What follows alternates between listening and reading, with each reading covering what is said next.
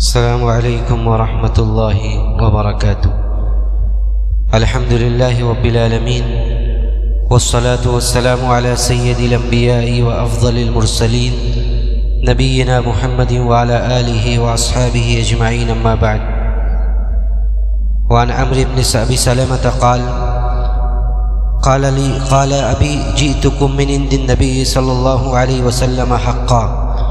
قال فإذا حضرت الصلاة فليؤذن أحدكم وليؤمكم أكثركم قرآنا قال فنظروا فلم يكن أحد أكثر قرآنا مني فقدموني وأنا ابن 6 أو 7 سنين، رواه البخاری۔ معزز حاضرین، محترم بزرگوں، درس حدیث کے اس سلسلے میں آج آپ لوگوں کے سامنے صحیح بخاری کی ایک روایت پڑھی گئی ہے، جس کے راوی حضرت عمرو بن سلمہ رضی اللہ تعالی عنہ ہیں۔ کہتے ہیں کہ اللہ کے رسول صلی اللہ علیہ وسلم کے پاس سے میرے والد گرامی آئے۔ یہ در حقیقت واقعہ کی طرف اشارہ ہے فتح مکہ کے بعد کا۔ فتح مکہ کے موقع پر یہ لوگ انتظار میں تھے، اس کے بعد اسلام لے آئے، اور اسلام لانے کے بعد یہ واپس لوٹ رہے تھے۔ تو ان کے والد گرامی نے فرمایا کہ اللہ کے رسول صلی اللہ علیہ وسلم کے پاس سے میں حق لے کر آیا ہوں۔ تو جو نبی علیہ الصلاۃ والسلام نے جو باتیں ارشاد فرمائی، ان میں سے یہ بھی تھا کہ فَإِذَا حَضَرَتِ الصَّلَاةُ فَلْيُؤَذِّنْ أَحَدُكُمْ، کہا کہ اللہ کے رسول صلی اللہ علیہ وسلم نے یہ فرمایا کہ جب نماز کا وقت ہو جائے تو تم میں سے ایک آدمی کو چاہیے کہ وہ اذان دے۔ تو اس حدیث میں اذان اور نماز کی امامت کے تعلق سے بعض مسائل کو بیان کیا۔ کہا کہ ایک آدمی کو چاہیے کہ وہ اذان دے، وَلْيَؤْمُكُمْ أَكْثَرُكُمْ قُرْآنًا، اور جو تم میں سب سے زیادہ قرآن کا یاد کرنے والا ہو یا قرآن کا عالم ہو، اسے چاہیے کہ امامت کرائے۔ تو عمرو بن سلمہ کہتے ہیں کہ فَنَظَرُوا فَلَمْ يَكُنْ أَحَدٌ أَكْثَرَ قُرْآنًا مِنِّي، تو لوگوں نے دیکھا تو مجھ سے زیادہ قرآن یاد کرنے والا کسی کو نہیں پایا، سب سے زیادہ قرآن اس میں مجھے ہی یاد تھی۔ فقدمونی، ان لوگوں نے مجھے آگے کر دیا۔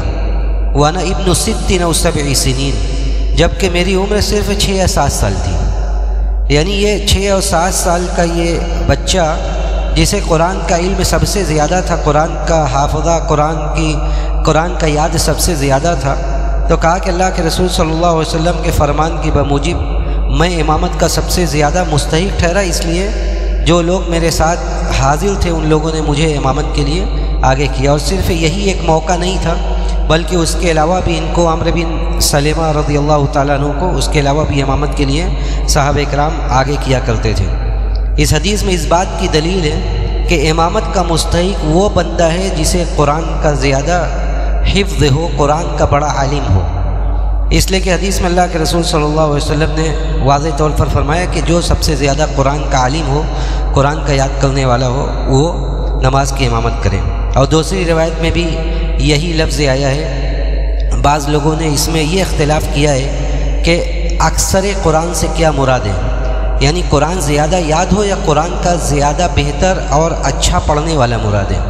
تو زیادہ راجح بات یہی معلوم پڑتی ہے کہ قرآن کا زیادہ عالم ہو، قرآن کا زیادہ یاد کرنے والا ہو۔ اور اس حدیث سے یہ مسئلہ بھی نکلتا ہے کہ بچے کی امامت فرض نمازوں میں یہ جائز ہے، یعنی نابالغ بچہ اس کی امامت فرض نمازوں میں جائز ہے، چاہے اس کے پیچھے پڑھنے والے بڑے بڑے بزرگ ہی کیوں نہ ہوں۔ اس لیے کہ صحابہ اکرام نے حضرت عمرو بن سلمہ کو آگے کیا، اور ان کی عمر 7 یا 6 سال تھی، اور یہ نزول قرآن کا زمانہ تھا، نزول قرآن کا یہ زمانہ تھا، اور نماز جیسا اہم رکن ہے یہ، یعنی نماز جیسا اہم رکن تھا جو ادا کیا جا رہا تھا۔ تو اگر ان لوگوں کے قول کے حساب سے جو لوگ یہ کہتے ہیں کہ نابالغ بچے کی امامت جائز نہیں ہے، اگر حقیقت میں ایسا ہوتا تو نزول قرآن کے اس زمانے میں اس عمل کی تردید ہونی چاہیے تھی، نزول قرآن کے اس زمانے میں اس عمل کی تردید ہونی چاہیے تھی کہ ایک نابالغ بچہ لوگوں کی امامت کرا رہا ہے، اور صحابہ اکرام کا جم غفیر نماز پڑھ رہا ہے، دوسرے موقع پر بھی یہ بات ثابت ہے۔ تو ایسا کچھ نہیں ہوا، اور پھر امامت کرانے کے لیے جن لوگوں نے آگے بڑھایا وہ صحابہ اکرام کی جماعت تھی، اور کسی نے اس پر کوئی نکیر نہیں کی۔ تو اس حدیث سے بالکل واضح یہ موقف ثابت ہوتا ہے کہ نابالغ بچے کی امامت چاہے فرد ہو یا نفل دونوں میں جائز ہے، اس لیے کہ بعض ائمہ جو لوگ نابالغ بچے کی امامت کے قائل نہیں ہیں وہ کہتے ہیں کہ فرد میں جائز نہیں ہے لیکن نفل میں جائز ہے، لیکن یہ حدیث اس بات کی واضح دلیل ہے کہ جب فرد میں جائز ہے تو نفل میں بھی جائز ہے، اس میں کوئی فرق نہیں ہے۔ اور ایک بات اس حدیث میں یہ مسئلہ ثابت ہوتا ہے، اور اس مفہوم کی آگے بھی حدیث آ رہی ہے کہ امامت کا مستحق کون ہے زیادہ، آگے کی حدیث میں اس مسئلے کو واضح کیا جائے گا۔ تو اس حدیث میں جو بات ثابت ہوئی کہ اللہ کے رسول صلی اللہ علیہ وسلم کے زمانے میں قرآن سے تعلق کتنا تھا لوگوں کا، کہ ایک 6-7 سال کا بچہ کتنے بہترین انداز میں یا کتنا زیادہ اسے قرآن یاد تھا اور وہ امامت کا حقدار بن بیٹھا، کہ قرآن سے کتنا لگاؤ تھا، قرآن کو یاد کرنے کا ماحول کتنا تھا، اور لوگ اپنے گھر کے بچوں کو قرآن کی تعلیم میں کس قدر لگاتے تھے۔ یہ چیز قابل ذکر ہے اور اس چیز کی طرف توجہ کرنے کی ضرورت ہے کہ قرآن کے تعلیم سے وابستگی، قرآن کی تعلیم حاصل کرنے کا ماحول بنانا، قرآن کو تجوید کے ساتھ اس کے احکام کی رعایت کرتے ہوئے پڑھنے کا ماحول بنانا، یہ سب مسلم سماج کی ہم سب کی ذمہ داری ہے کہ قرآن پڑھانے کا ماحول بنایا جائے۔ وعن ابن مسعود رضی اللہ تعالیٰ عنہ قال رسول اللہ صلی اللہ علیہ وسلم یوم القوم اقرأهم لکتاب اللہ فإن كانوا في القراءة سواء فأعلمهم بالسنة فإن كانوا في السنة سواء فأقدمهم هجرة فإن كانوا في الهجرة سواء فأقدمهم سلما وفي رواية سنة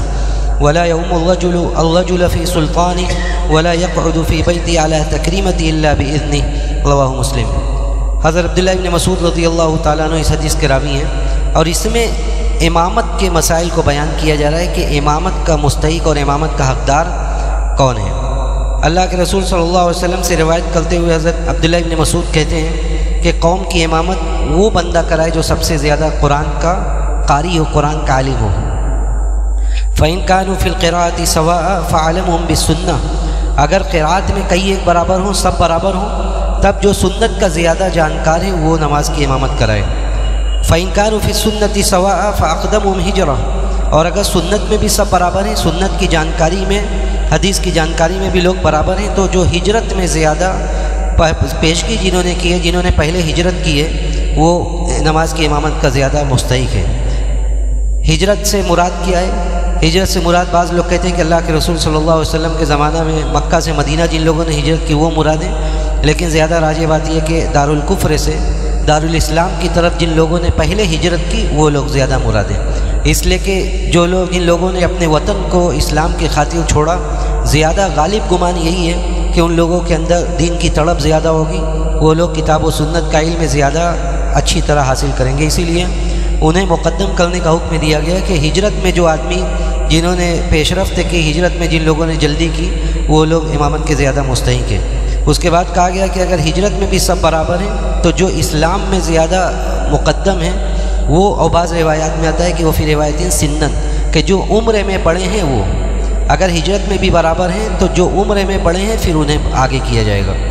اس کے بعد کہا گیا کہ کوئی آدمی کسی آدمی کے دائرہ اقتدار میں امامت نہ کرے، یعنی امامت عظمیٰ جسے حاصل ہے، جو قوم کا امام ہے اس کے موجودگی میں کوئی آدمی امامت نہ کرے، یعنی یہ سارے لوگ بھی اس کے موجودگی میں امامت نہیں کریں گے، وہ امامت کا زیادہ مستحق ہوگا اگر وہ اجازت دے دے تب بات الگ ہے۔ اور اس کے بعد کہا گیا کہ کوئی آدمی کسی آدمی کے گھر میں اس کے خاص بستر پر اور خاص مجلس پر جا کر نہ بیٹھے،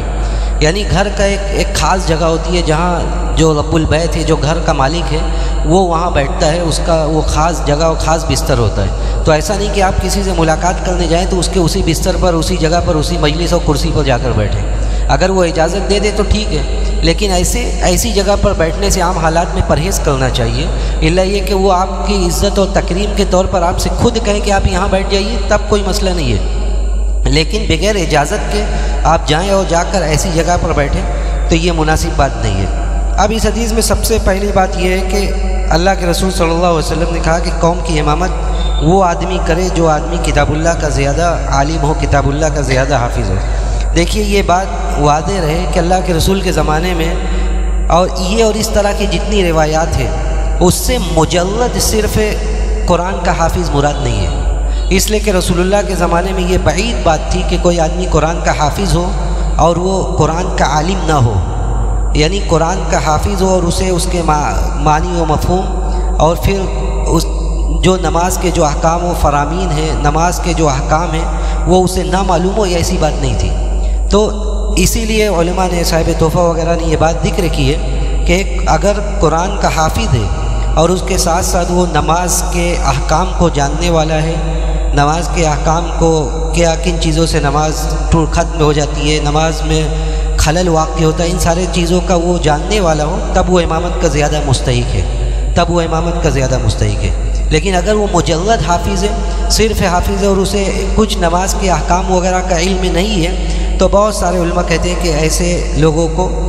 مقدم نہیں کیا جائے گا۔ علامہ حافظ ابن حجر کی عبارت میں آپ لوگوں کے سامنے پڑھتا ہوں۔ علامہ ابن حجر نے کہا کہ وَلَا يَخْفَى أَنَّ مَحَلَّ تَقْدِيمِ الْأَقْرَأِ إِنَّمَا هُوَ حَيْثُ يَكُونُ عَارِفًا بِمَا يَتَعَيَّنُ مَعْرِفَةُ مِنْ أَحْوَالِ الصَّلَاةِ،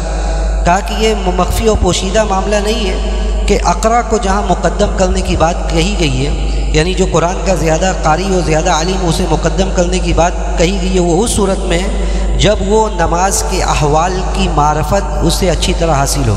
نماز کے احوال کی معرفت متعین ہو، پتہ ہو اسے، یہ بات بالکل طے شدہ ہو کہ وہ نماز کے احوال کی معرفت اس کے اندر ہے۔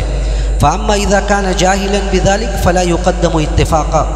اگر ایسا نہیں ہے تو پھر اسے اتفاق متفق علیہ طور سے اسے مقدم نہیں کیا جائے گا۔ اس کہتے ہیں کہ وَالسَّبَبُ فِي ذَلِكَ أَنَّ أَهْلَ ذَلِكَ الْعَصْرِ كَانُوا يَعْرِفُونَ مَعَانِيَ الْقُرْآنِ، اس کا سبب یہ ہے کہ اس زمانے میں لوگ قرآن کے معنی کو جانتے تھے، اس زمانے میں لوگ قرآن کے معنی کو جانتے تھے۔ بہرحال تو یہ متفق علیہ بات ہے کہ جو آدمی نماز پڑھائے